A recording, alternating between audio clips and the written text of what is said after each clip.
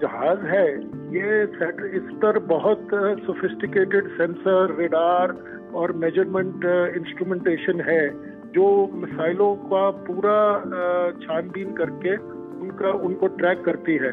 और ये जो जहाज हैं ये लगभग 21,000 टन के हैं और इन जहाज़ों पे लगभग कोई 450 लोग नेवी के शामिल होते हैं।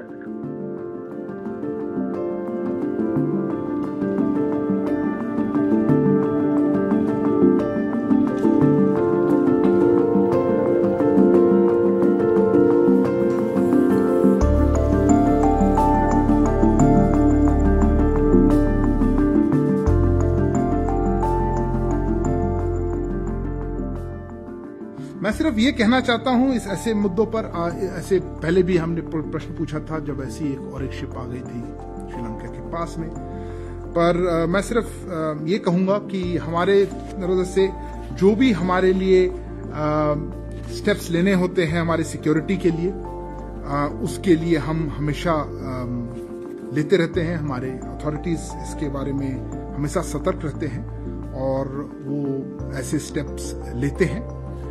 इसके आगे कुछ कहना सिक्योरिटी इश्यूज पे ठीक नहीं होगा, तो इसीलिए मैं इतना ही कहना चाहूँगा।